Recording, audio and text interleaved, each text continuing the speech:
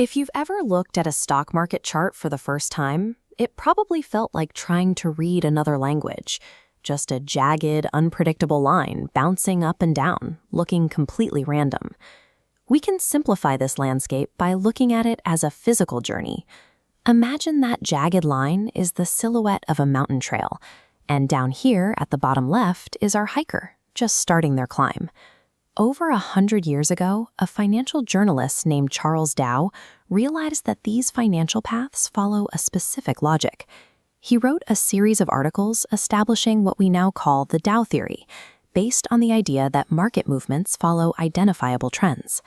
Tracking our hikers' progress is the key to making sense of the data.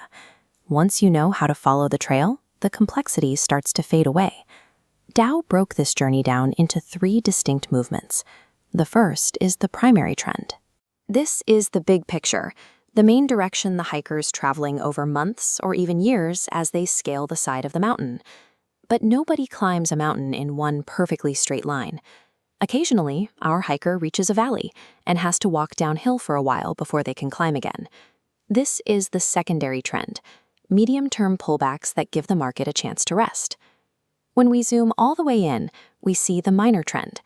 These are the hiker's individual footsteps, tripping over small roots or stepping up on loose rocks. This is the day-to-day noise that doesn't change the overall goal of the climb. These market movements are powered by real human beings. Every step on the trail is a reaction to world events, economic changes, and the collective mood of everyone trading on the floor. Recognizing these 3 specific trends allows you to ignore the minor stumbles and focus on the overarching direction of the journey.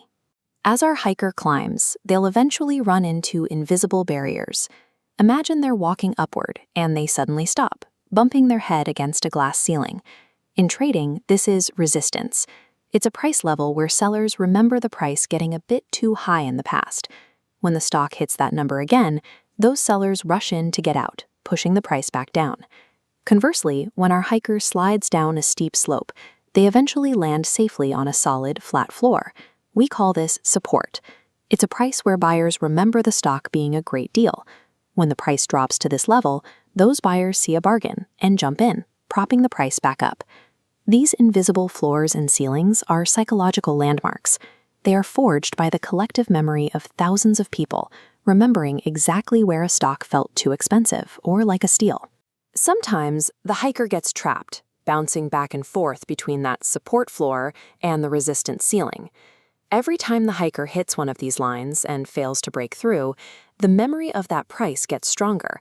The more the market respects these barriers, the more significant they become to everyone watching. This chart of Delta Airlines shows this in action. The stock price drops to exactly $40, hits that invisible floor, and bounces back up. It respects this specific historical price 4 times over several months. Identifying these heavily tested zones gives you a high probability map of where the market is likely to pause or turn around next. While our hiker is resting on that support floor, momentum is quietly building. Buyers are gaining confidence, waiting to push higher. Finally, the hiker surges upward with enough strength to completely shatter that resistance ceiling.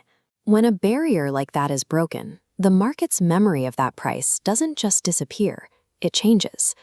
As the hiker takes a step back to rest, they land on top of that former ceiling. For all the traders who missed the initial climb, this is their second chance to buy in at a price they now know the hiker can overcome. This is role reversal. The old red resistance line is now a green supportive floor because the market's perception of the stock's value shifted upward. We can now look at raw data with fresh eyes. By stripping away the mountain and the hiker, the underlying structure of the market remains. This is a complex, real-world line chart. Even without the hiker, the primary trends, the deep valleys, and the psychological floors are clearly visible. These charts are a live-action record of human memory, panic, and greed. They map the collective decisions of millions of people onto a single, readable trail. You now have the foundational tools to read the trail, spot the traps, and navigate the market with